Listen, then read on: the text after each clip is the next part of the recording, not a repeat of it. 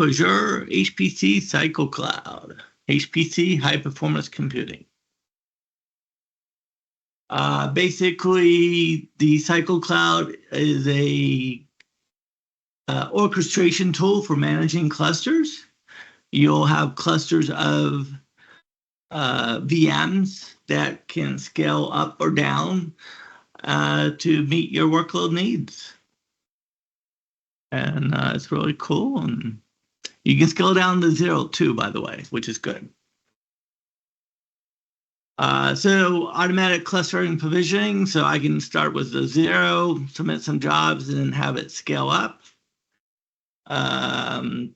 It gives you some insight into cost and resource optimization stuff. It integrates with a lot of popular schedulers, Slurm, PBS, LSF. Slurm being the most popular, and that'll be the one I'm using today. It can give you secure access along with compliance controls. And these are just some use cases. There's many out there. We have the biggest one being machine learning and AI workloads, but financial modeling, weather, oil and gas exploration, basically anything you can think of that needs a lot of compute, maybe parallel jobs. So how does it work? Well, basically we just configure our clusters. We submit our jobs, and that's about it. And you pay. This says pay only for used resources, which is totally correct. I will point out things that you'll always have running and things you can shut down. And also, this can be, this presentation will be mostly demo, and I'll try to point out, the cost factors, which are many. So basically, we'll have a CycleCloud server, which orchestrates our HPC clusters. These clusters are made up of VMs. These can be on-demand or spot instances. Spot instances can save you up to 80%. Of course, they can go down at any moment. Integrates with storage with Blob, Azure Files, Lustre. For instance, you need your job is writing back and forth to storage, and you need that high performance. Depending on your job workload, depending on you might change what storage solution you choose.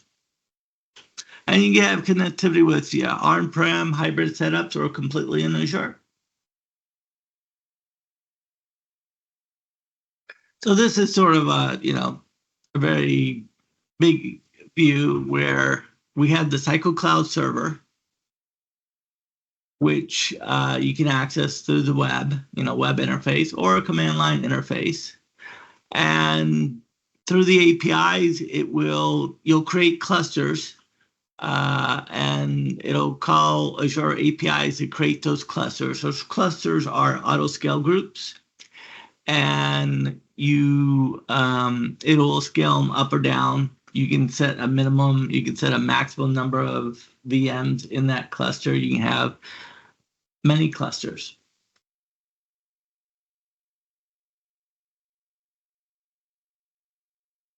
And this is sort of like, so for instance, the CycleCloud server in HPC, high performance computing admin, would administer that, define the clusters, add the users. The users would normally, I have SSL here, that's a typo, it's SSH, into a Slurm scheduler and submit their jobs.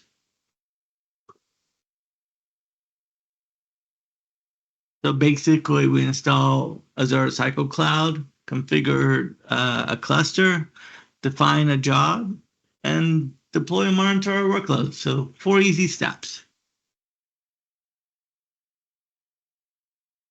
Some of the things I'll be going over are VM types. So depending on your workload, the type of workload, these will be very important because in the end, it's all associated with cost, right?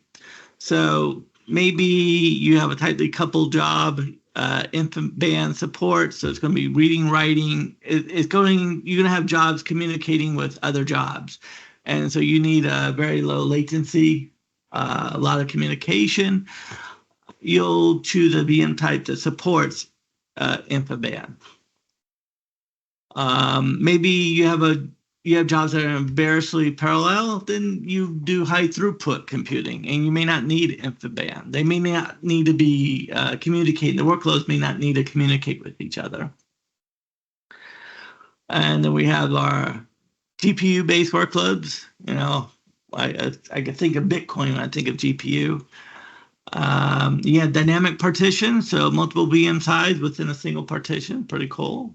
You can have a login node. You're not required, but you can have one where users log in, they edit their files, view jobs, submit jobs, and then you have a job scheduler. In my demo, we're going to log on to the scheduler and submit our jobs.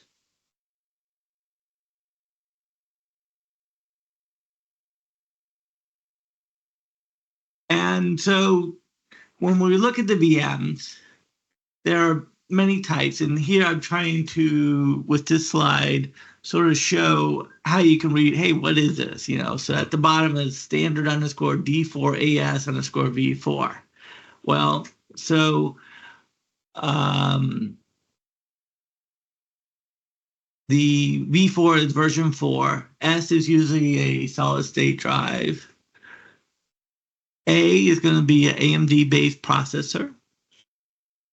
And then we have the families, which a D is, I think, believe general. F is optimized for memory. We'll have to double check that, but I believe that's the case.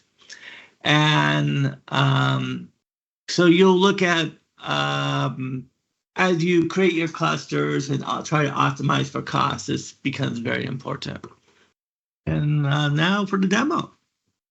So, get rid of that. I'm logged into the Azure portal. I'm going to increase the font. It looks like, you know, this must be a new feature, at least to me. In Chrome, it's like it used to be you maximize one tab and they all did, but now it looks like you can do it individually, which is really cool. But I have to go in and do that. So I'm logged into the Azure portal. Obviously, you have to have a subscription for this. And the specific example I'm going to show you, I'll go to quick starts here. And this is deploy Azure CycleCloud workspace for Slurm using the marketplace. And if you look, the article was updated March 14th. And so I can attest that these instructions do work. And so it's nice that they've updated it, latest, greatest, so can't get much more recent than that. So let's say I'm just going to type here CycleCloud, and we'll see under the marketplace, we'll see Azure CycleCloud, and we'll see Azure CycleCloud workspace for Slurm. So they're almost the same. One just also has Slurm, so it saves us an additional step. And that's the one that the quick start walks us through, and I'm going to walk us through it today.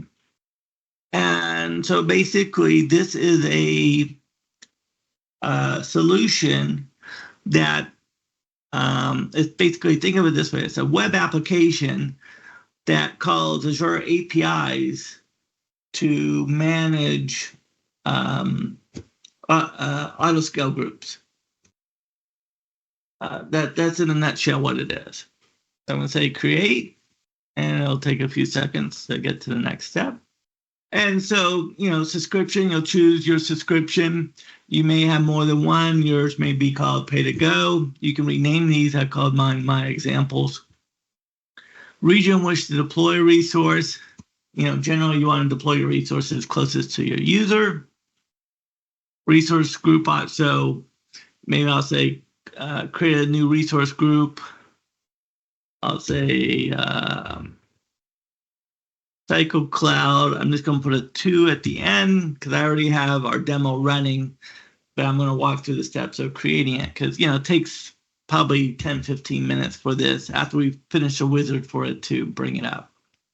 So I've done this to save us time. You can give the server, you know, any name you want. I accept the default. And here's where it starts getting important. CycleCloud VM size, standard D4 AS V5. So this basically this 4 is saying 4 virtual CPUs and 16 gigs of RAM. So I'm going to say change size. And so some of the steps I'm showing you is to reduce the cost of the example. So in the example, they chose that size, which we'll see how much it is. So it'll be highlighted here. And it says it's $125 a month. Obviously, depends how long you run the example, but there's a lot of servers involved in this. So what I've done, there's several things to consider. For my example, what I've done is I've gone to the F Series V2 and I chose the F2S underscore V2, and that's $61 a month. I'll just say select. Again, if it's production grade, you probably want to go with the recommendation. But if this is the first time you're running it and you're the only one on the server, it's not going to have much of a load on it. So I'll say select. We have an admin user called HPC admin. I kept it. Give it any password you want. So let's say just got to type it twice. Oh, sorry about that. Now here it says a public key. So we need a SSH public key. Use an existing public key, or we'll just ignore that. I didn't type it correct because I'm not going to hit create anyway. So here it says public key source, right? So the easiest way there's lots of ways to create a public key, but let's go create one. So I'm going to just open up another tab. And I'll just type SSH up here. And you know what? Let's do this. Since this, I'm going to create this in the east. Well, I'm going to say create. And let's say I haven't on the other wizard. So I've jumped away from the wizard because it's sort of like catch-22. I don't have my key yet, but I would like my key to be in the same resource group. So in order to do that, I have to create the resource group, because it's a new one, and throw the key in it. It could be in a different resource group, but I like to keep everything together. So I'm just going to say create new here. I'll say CycleCloud 2-RG. I'm just going to say East US, and we'll call this HPC admin because that's the, I'm going to put a 2 on it so it doesn't mess up our real example. So it's going to generate a new key pair. So all I've done is create a resource group and give it a name. I'm going to say review and create. I'm going to say create. Now it's going to allow me to download this private key, which I'll download. And let's take a look at that. So we have this key here called hpcadmin2.pem. I'm going to right click and go to properties. I know it may be very hard to see, but I need to change the permissions on it. So if I go to security, advanced, disable inheritance, convert inheritance permissions into explicit permissions on this object, hit OK. Then I'll click edit. I'll remove the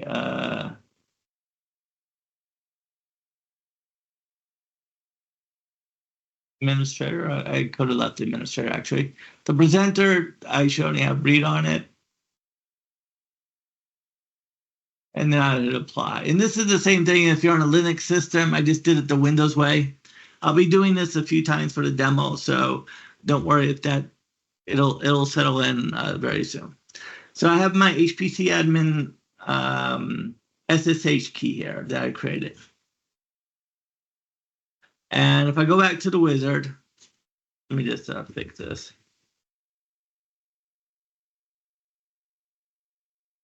There we go. It wants a public key. So I need to get I had downloaded the private key. So I'm going to go to SSH keys. This is the key I just created. And this is the public key. So I'm going to copy it, clipboard, and then I paste it here. And yes, it's a very long string. So I'll hit next. Now the file system. I'm just going to take the default, but we can add additional file systems depending on our needs. Like NetApps files and stuff like that. One thing I did do is you can decrease this to 100 gigabytes. Again, if you're this first time you're doing it, This is an SSD drive. It's gonna, cost you some money. So that's one way to reduce that cost right there. Make it low. If you put 99, it'll tell you, you got to be at least 100 gigabytes. So I did that. Hit next. Networking, I accepted all the defaults, but in addition, for security reasons, I said create a bastion for SSH connections. If your workloads need to go out and communicate to the internet, you would also add a gateway. For my example, I didn't need it. You could, have peer-to-peer networking on your virtual networking. So maybe you allow users in a different virtual network, and that's where you apply your security. Again, for this example, I did not do that. So I just hit next. Auto accept VM image terms, yes.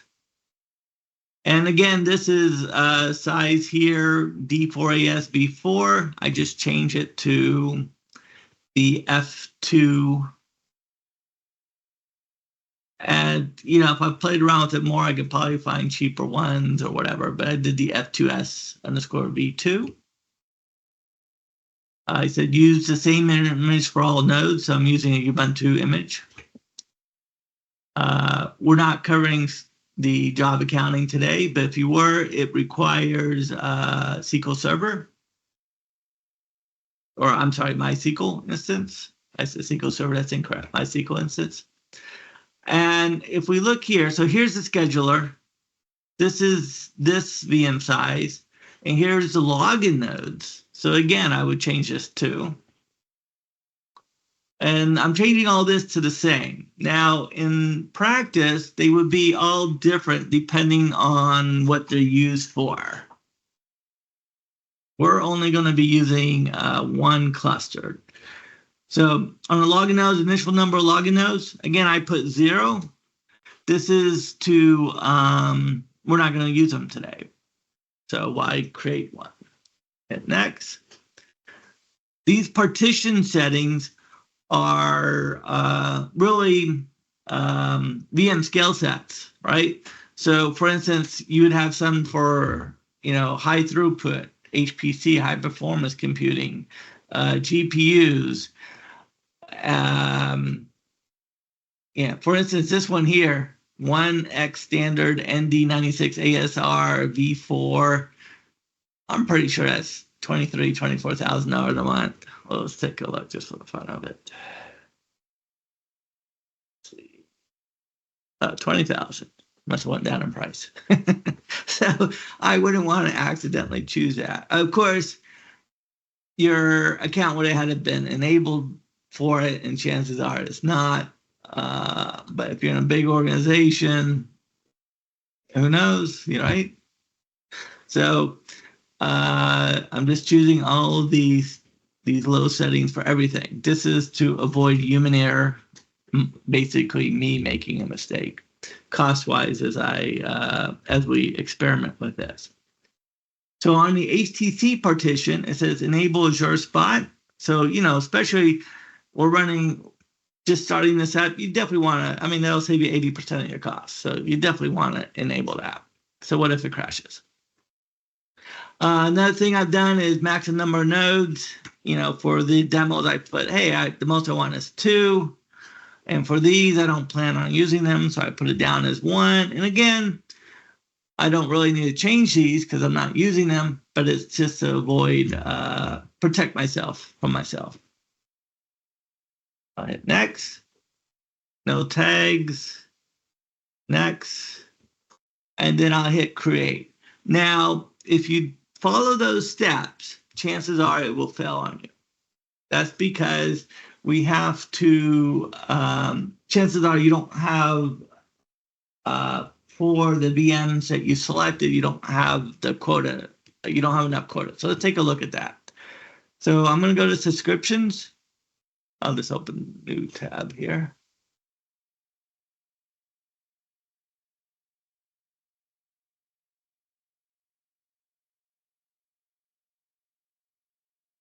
And so I have one subscription, so I'll go to that. And then I can go to settings, usage and quotas. And now it's going to give me all regions but really you're running this in a specific region. High performance computing is not necessarily highly available, which means it's not going to be in different regions. You want all your compute, your storage as close to itself as possible. So you're going to be running in one region. I'm going to filter this just to look at the South Central, because that's what I have set up, even though as I walked through, I was saying East US. I'll go down to South Central, apply, and we can sort of see like, here is the standard FSv2 family V virtual CPUs. It says I'm currently using 2 of 10. I forget what the default said. Your subscription is going to be different, but it may not even be at 10. So then you say, oh, yes, I want to be able to request more.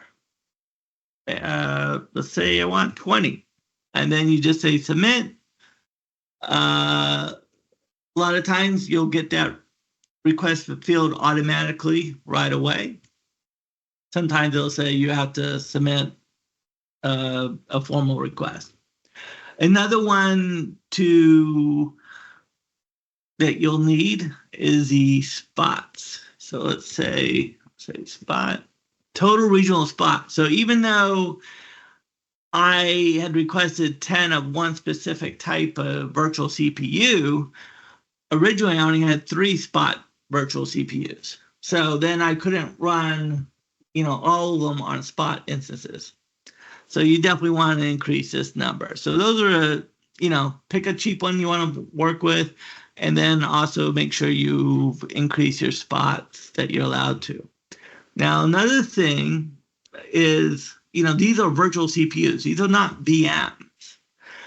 So the F2 underscore, the one I chose, the F2s, for each VM uses 2 virtual CPUs. So this is really 5 VMs I could run, not 10. So that's something to take into account. These are virtual CPUs and not virtual machines.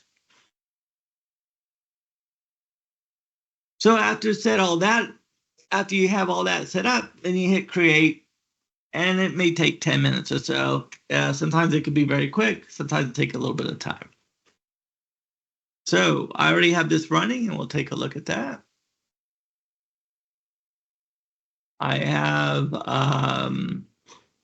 let's go to my resource groups. And I have one called CycleCloud-RG. And it creates a lot of artifacts. So here's our Bastion host I asked it to create. It created a public IP for that Bastion host. It created the CycleCloud virtual machine, the disk for the machine, the NIC card for the machine, another data disk and OS disk. The virtual network, it uses managed identities, a storage account, and I won't label them all, but I'll just highlight the important ones. Here's the HPC admin SSH key we created. Network security group we'll be looking at. It creates the scheduler machine. And I've created for these, we'll create more users, but I created a lot of different users so we can look at that too. So when we create this,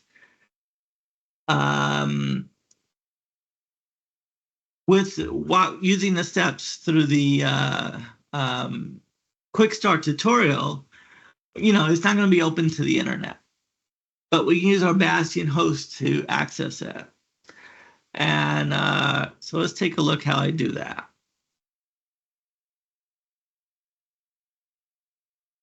So I created some batch files, but inside the batch files are obviously the code. And, I'm going to open them here because I know the font is bigger. So the first thing we want to do is connect to our CycleCloud server.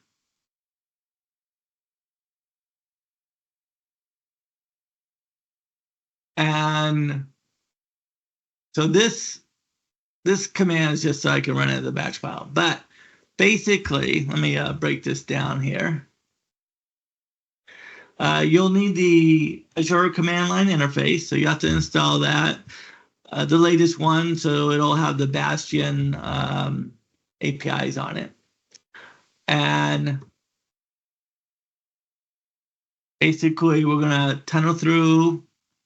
You give it the name of the Bastion host. In this case, I just called it Bastion, so it's pretty easy.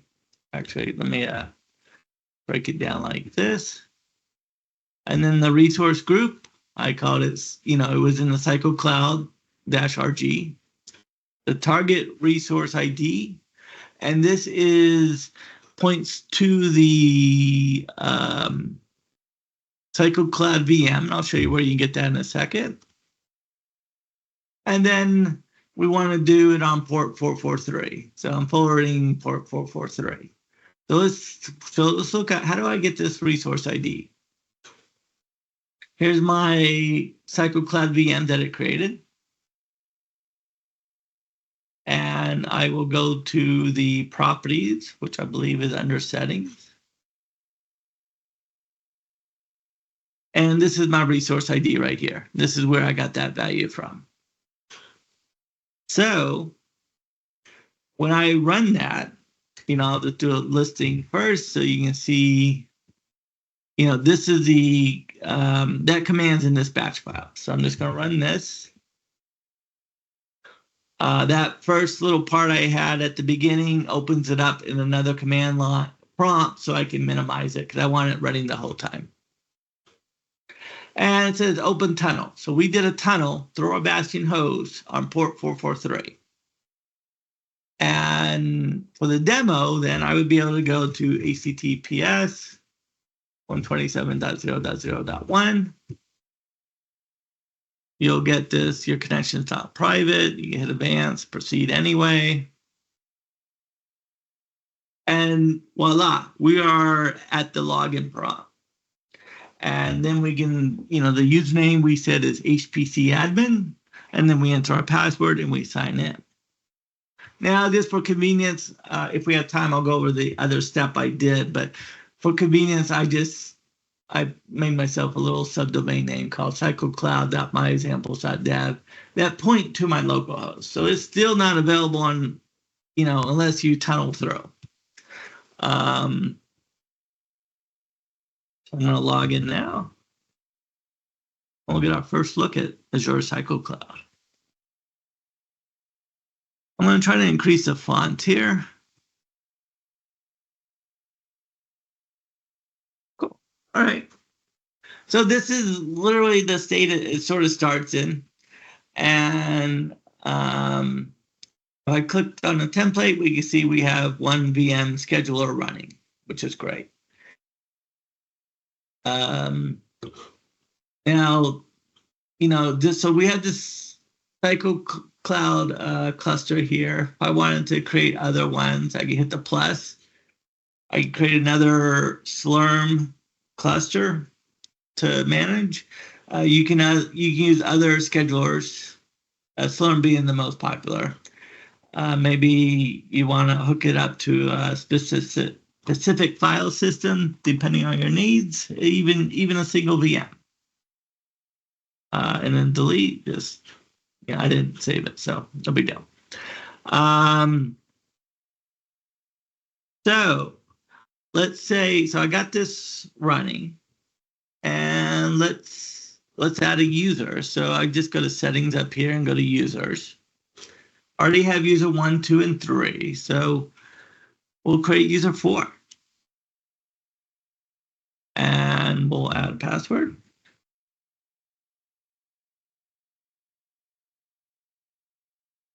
And I'll just say global node user, log into all nodes as the regular user. That's all they need.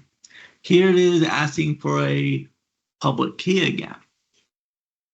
So I'm going to go to SSH. And again, you can, well, there's different ways of making it, but I find this very easy. So I create. I'm going to create in my CycleCloud RG so everything's together. South Central US, it's definitely got to be in the same region. And I'm going to call this user 4, review and create, download. And now I'll show you those steps again. So this is in my downloads folder. So I'm gonna move it. So I'm cutting it. I'm gonna go to my demo folder. I'm gonna paste it here. And now this is in Linux, you use like chmod to change the permissions. But here in Windows, I'm gonna just go to prompt. And you can also do it, using bash on Windows, the same thing. So I'm gonna go to security and advanced. I'm going to say disable inheritance. I was going to say I can show you the error, but if it doesn't work, you didn't change the permissions. So convert inherit permission to explicit permissions. So I'll hit OK. Now I'll click edit. I'll remove users. I'll remove authenticated users. And then I'll add myself, and I'm the presenter. And it'll work with read and execute too, but I'll just remove it because I only need read. And now it has the proper permissions. So if I hit refresh here, it's been created.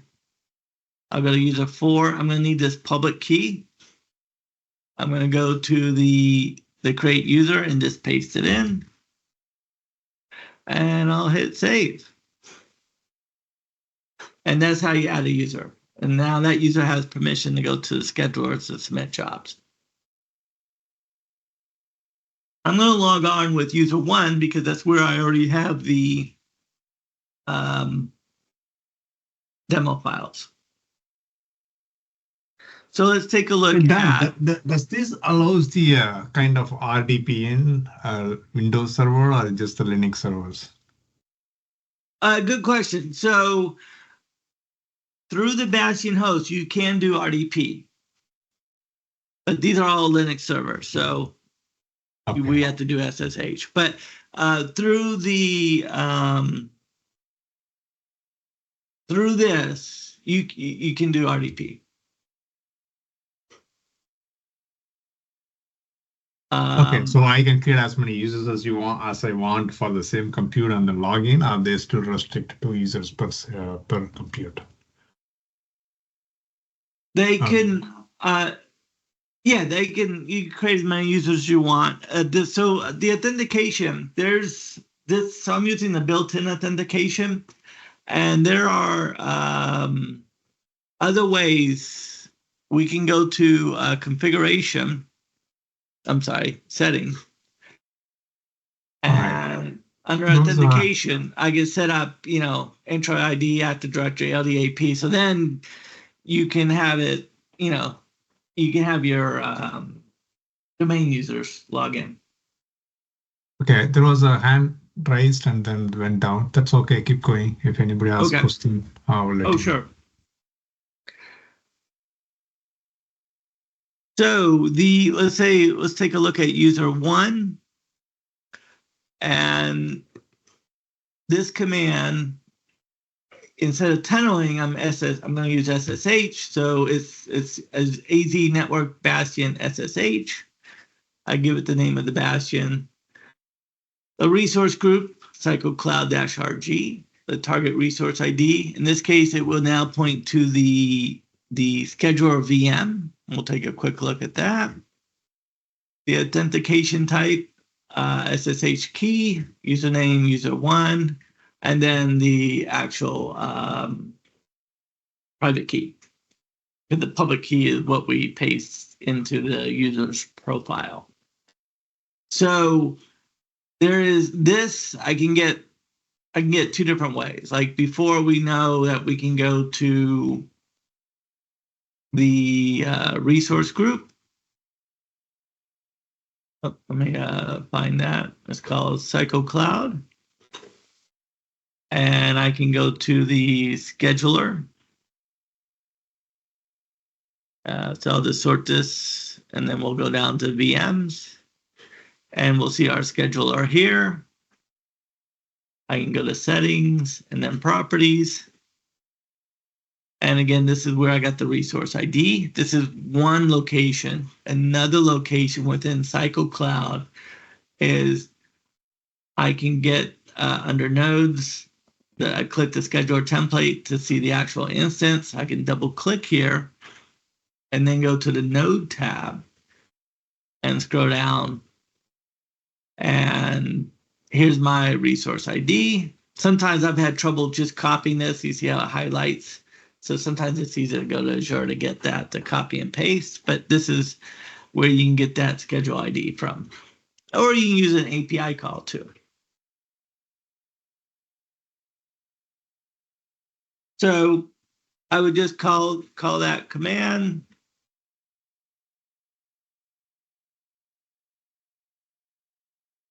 Which is the user one.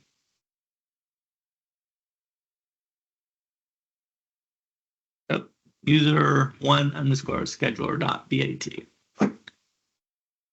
So now we're SSH into it. And now I've connected. You can see that I've connected to the scheduler. So I can do a listing. I've already created a folder called jobs, so let's jump into there. And I have several jobs configured. So what we use is to submit jobs, we'll use SBatch, and I'll show you that. I'm going to run 4 jobs, one right after the other, and then we'll start to explain it because it takes a little bit for the cluster to start up. Once it starts up, they run pretty fast, but it takes a little bit to start up. So I'm going to fire them off, and then we'll talk about it. And while we're talking about it, it'll be running in the background. So I got SBatch. The first one is hello world.slurm. That was given a job of 15. I'm going to run another one called hello again. That was job 16. I'm going to call another one called B64 search. What is the SLURM extension stands for? I know Py stands for Python, right? Well, so they're a Slurm. These are Slurm commands. Thank you. Yeah, these are so SBatch is one of them, and we're going to dive into an SBatch file.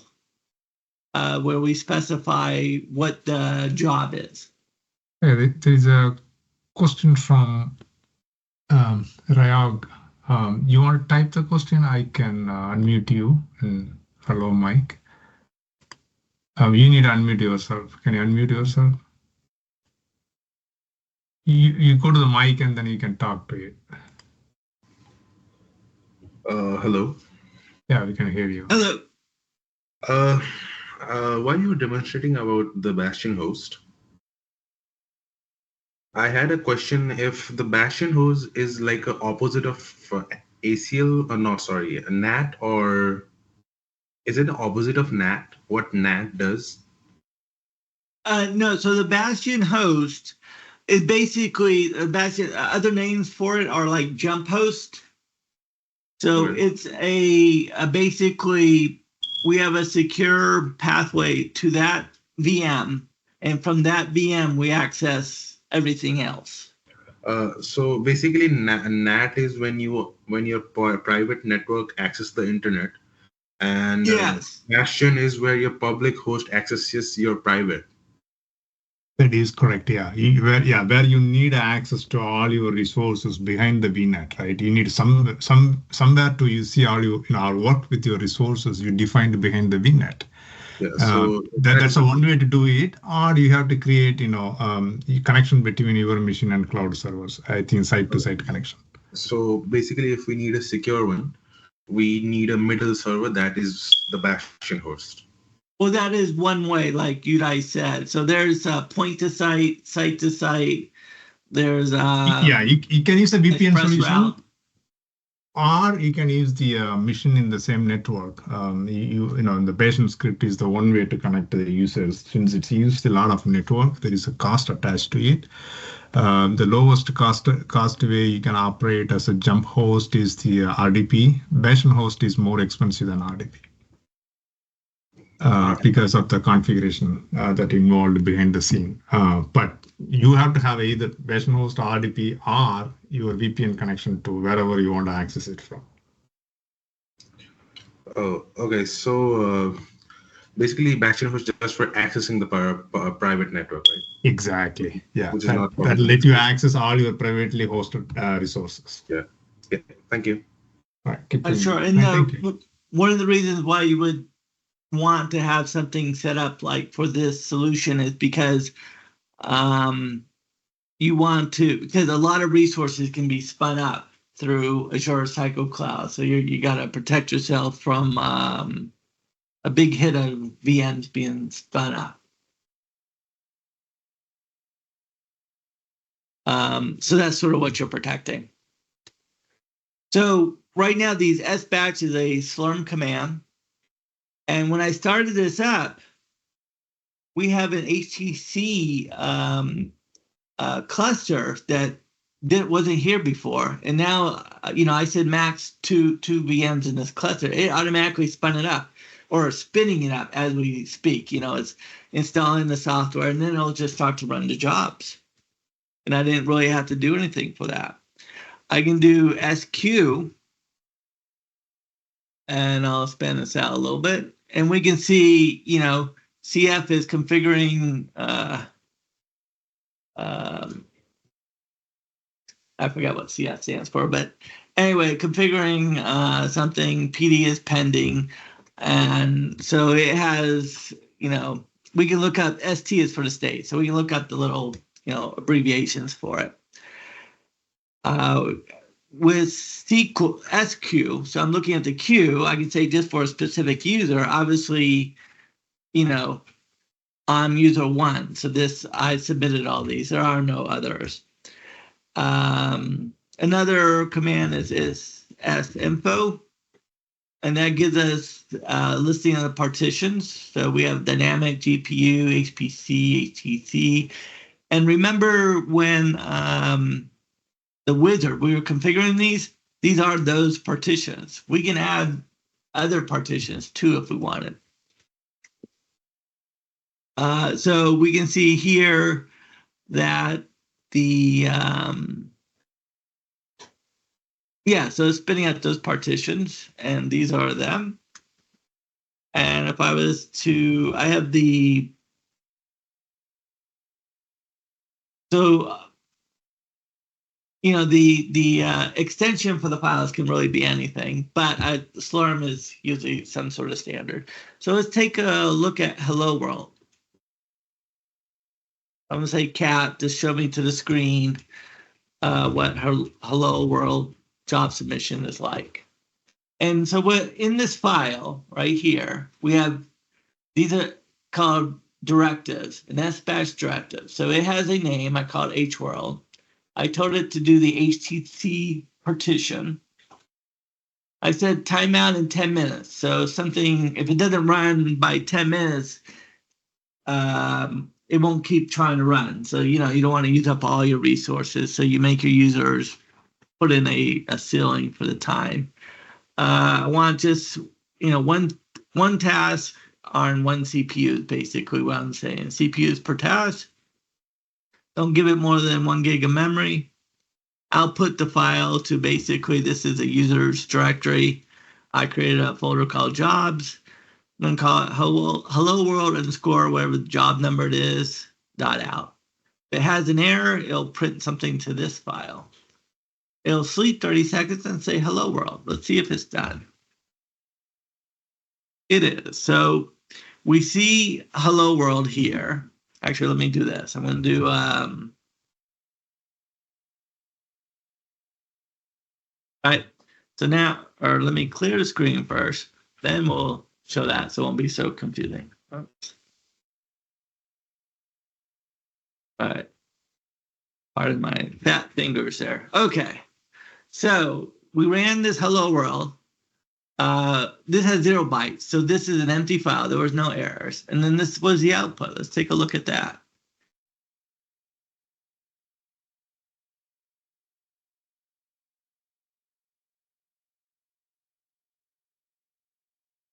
And there it is. So it printed out the word, it echoed hello world. So that was cool. Now let's look at hello again.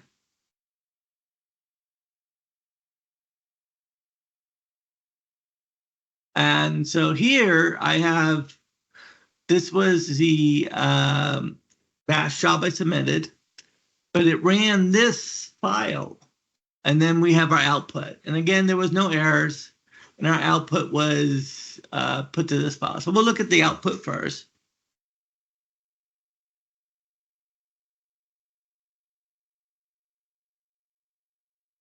It says hello again. Now we'll look at the job we submitted.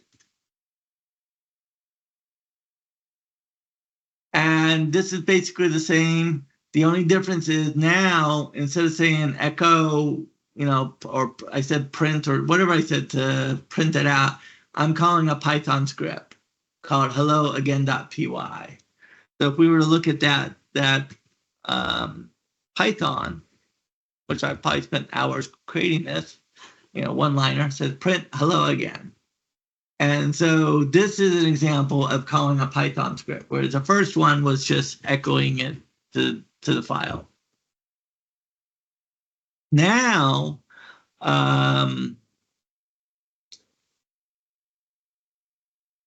let's take a look at the B64 search.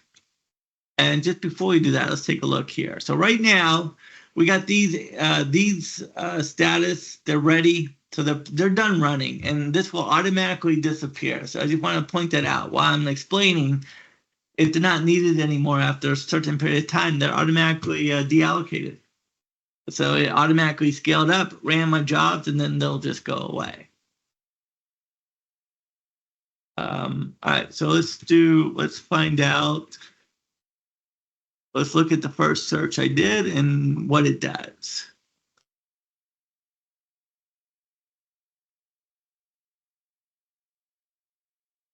Okay, and let me just get spelling is there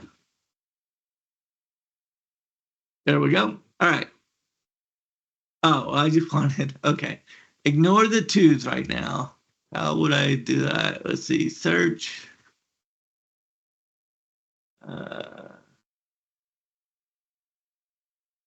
right. Well, we're going to take a look at the job. So let's say I'm going to clear it, but then I'm going to B64 search. Okay.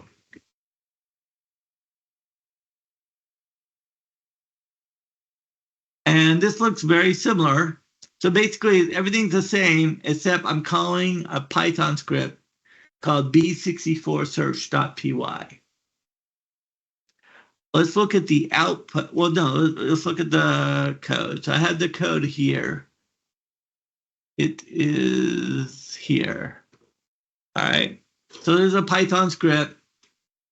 Basically, I have a variable called find string, and it's base 64 encoded representation of the word apple. And what this does in a nutshell is basically, let's say you're given some string, some base 64 string. This is going to be an example of running jobs in parallel. I'm going to take this. So basically what it actually, let's look at the output command. I can explain it easier. So we're going to look at the output for the first search. And that was job 17. So here it is. And this will be a very big file. And if you see on the left is, basically I gave myself a parameter. I said it's going to be 1, 2, 3, 4, 5 characters. It's going to contain the letters through A through Z, all in lowercase. I'm going to get the base encoding of it and see if it matches the encoded string I'm looking for. If it doesn't, I print out false. And the first one was Apple. So when it finds it, it says it's true. And basically, sort of show you, like if I say echo, I'll say -n to get rid of the return. I'll say Apple.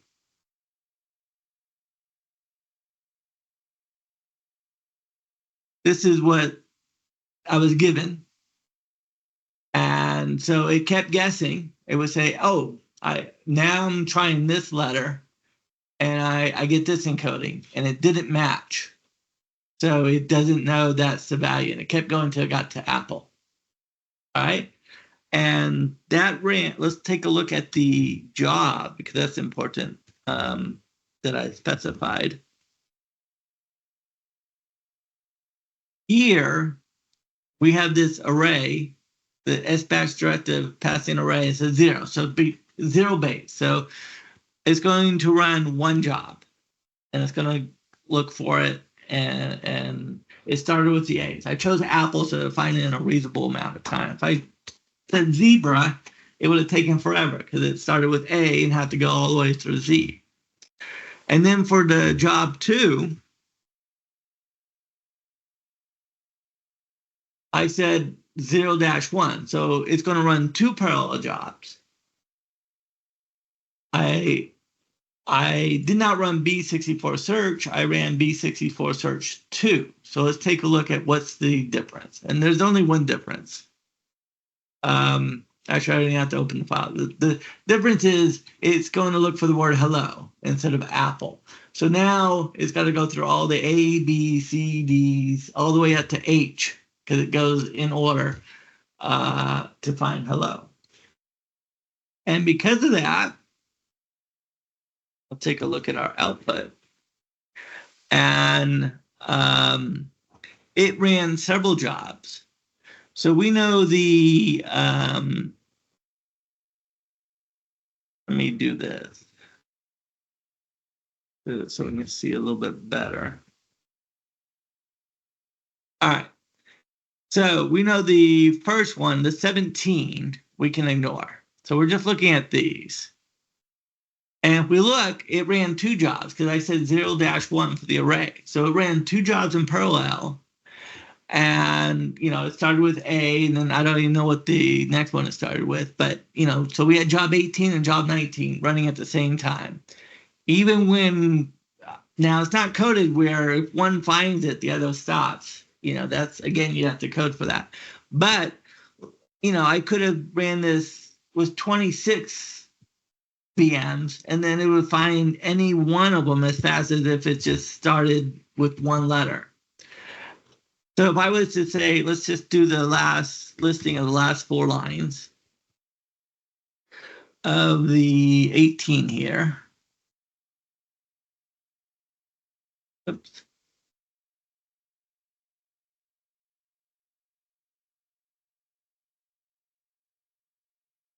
So false, all of these. So this was the end of it.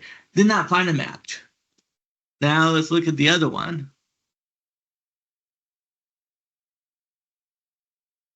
And I'm sorry, I went the wrong way. 19. All right. False. Here it is. That's the hello. That's the base 64 encoding of hello. Match found by task 0, meaning that's the first task, not that there was 0 task. And it found a match. The match was hello. So, and you can see, this is how many lines, or I'm sorry, this is how the number of lines. Let's take a look at the number of lines. Let's say WC-L. This has, I don't know, over 3 million lines. And the 18 had over 5 million lines. And so this had to run all the way through its letters, but did not find anything. And this found it, probably 60% of the way through, and then it stopped. So we were able to run the job. So this is an example of running jobs in parallel so you can finish the overall job faster. Now, obviously, it's also an example of, why did I just do this? And I'll show you. Let's see. Here it is.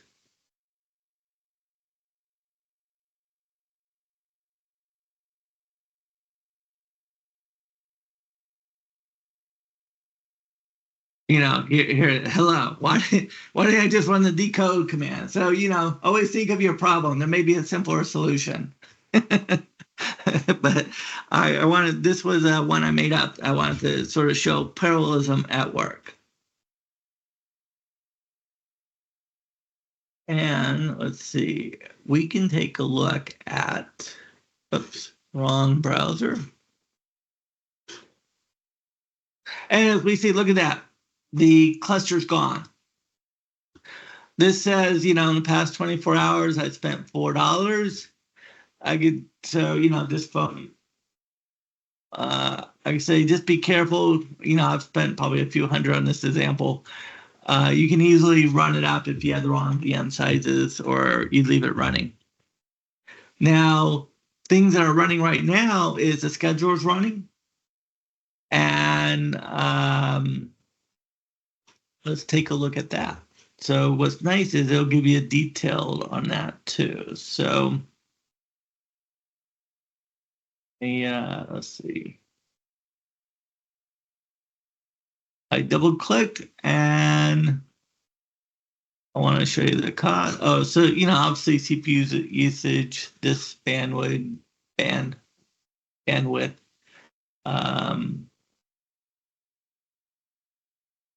I see this all the time now. The cost is somewhere. Here it is. So, that's my disk price, 4 cents probably per hour.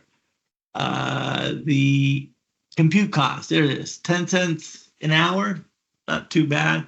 But if I leave this running, so I'm running, 24 times 10 cents, 240 a day. So when you're running the example, if you're the only one, if you're paying for it, just be aware of that. And that's with a smaller machine.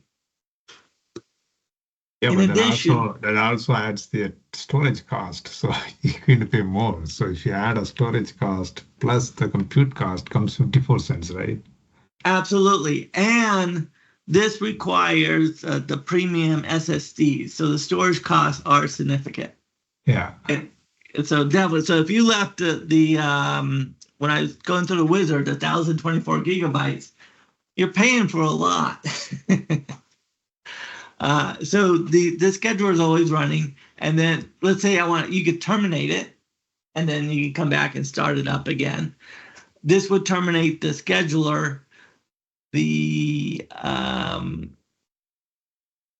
I think terminate the CycleCloud too. I forget, but there's actually two servers here. This is a scheduler, and the CycleCloud server, which is running this web app, is also running. Let me see.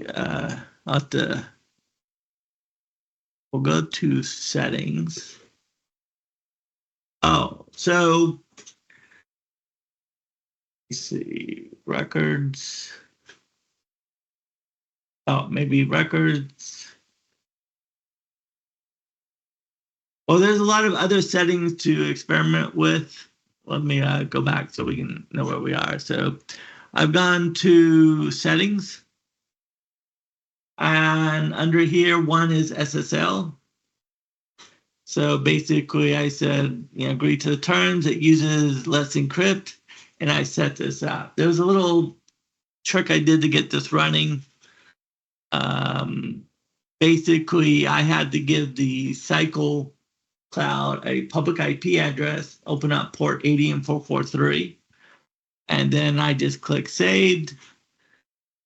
And then, I also set up the DNS.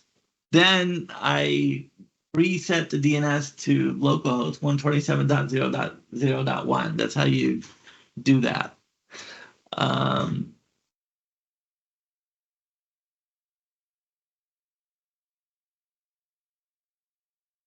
By default, node authentication is turned on. this is how you would disable it. I'm trying to point out, is it here? Oh yeah, so under records, under, I guess, actually let's do Azure first. It lists, so this sort of, I mean, you get the same information from the Azure portal. You know, here's different clouds, you know, the government, the public, German, China.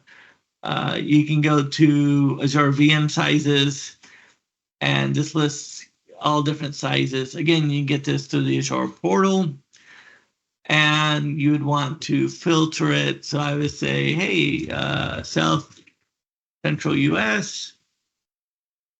And now I'm only looking at South Central US. So now I can look at, you know, data for this. You can do this size. So it's just sort of helps you, you know, like I said, your jobs, you're going to fine tune the VMs you're using. So this helps in that case. This one, oh, this is actually what I was looking for. Azure instance. Should have went here when the others were running. In fact, you know, I'm just gonna fire up another job. I'll just say sbatch. Hello, Slurm. Oops. It was hello world, Slurm. So even though this is a very simple job, takes half a second to run, it has to spin up the servers again. So I could put if I put the minimum number of nodes to 1, then it would have ran immediately. So you can definitely, you know, fine tune that. So you're creating VM, and let's go to here. I'll say refresh. I was hoping it'd show up, but hasn't shown up yet. But yeah, so this helps you look at the price, because obviously running all these VMs, that's something that's very important. And you can go through, you know, you got a lot of different settings and things you can look at. And I think that's, let's see, trying to think of, oh, so if you create everything in the same resource group, obviously deleting that resource group, I'll delete everything for you so you can clean up afterwards. When I ran these demos, I ran it from this folder, but a lot of times, at least for a Windows user, you're putting your .ssh folder, the PEM files. I put them here because wherever you run it, it's going to look in that folder first before it looks to where the general storage area for those are. One of the important things to look at is let me open this up. And is this AZ Network Bastion. Here I did SSH, another one's Tunnel. It's fairly easy to use. So you definitely want to get this running because it's easy to go through.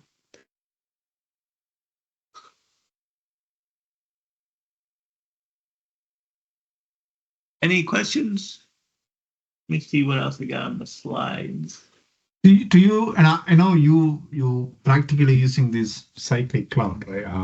Yeah, CycleCloud. So can you give some use case scenario at least in your lab? What type of scenario you start looking at this as a solution? Sure. So let's say you have a lot of data and you need to do some computation on it. You know, it could be weather data, blood results, but you're running, you know, parallel paths. Hey, like, let's say I have a whole bunch of jobs and I got to, you know, add, subtract, divide a bunch of these to get a number. And at the end, I take all these numbers and I make a graph. But let's say there's millions of them.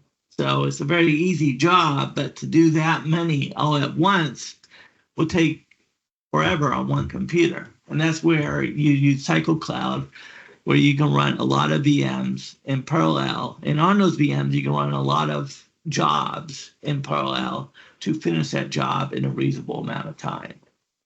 So this is very good for jobs that you can run in parallel. Also, it could be also. Is that a mean if I run a job that VM, if the VM picked up a job, right? It's going to be stable and available until the job is over, or it can intermittently can disconnect. Or well, you can configure it. You can say I want at least to have 5 always running, and if I need more, I'll scale up. But the running VM will run until I finish the job, right? Yes. Well, yes, but you also have other commands that you can say if the job runs for so long, then cancel it. Okay. Yeah, so you can help protect yourself. Other uses might be you might have something online and somebody submits something, and then you want to finish it in a reasonable amount of time. You may have this done in parallel. So it can be done, quickly for that user. Maybe image processing or something like that. Okay, keep going. Any other questions from anybody? So I have 1 or 2 more slides too. So we're almost at the end. So these are just some basic Slurm commands.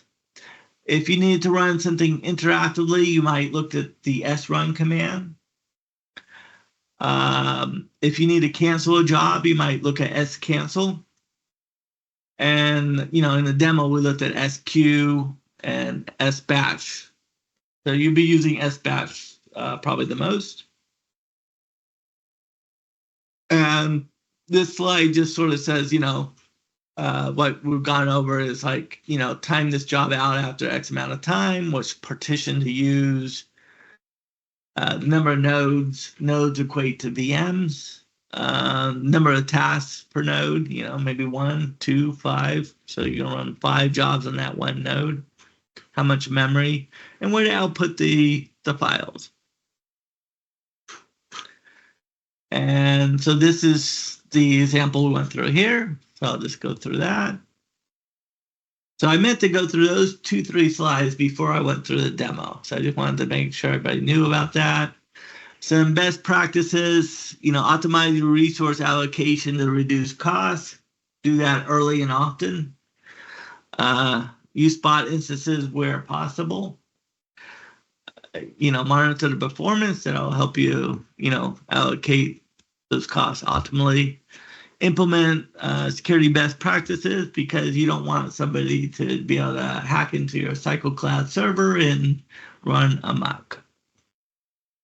So ideal for enterprises, research institutions, AI workloads. A lot of UI does a lot of AI stuff. So this, this would be how you could run that workload. These are links to the documentation. And the slides will be up here by tomorrow, but the placeholder is already there. So thank you very much. If anybody has any questions, let me know.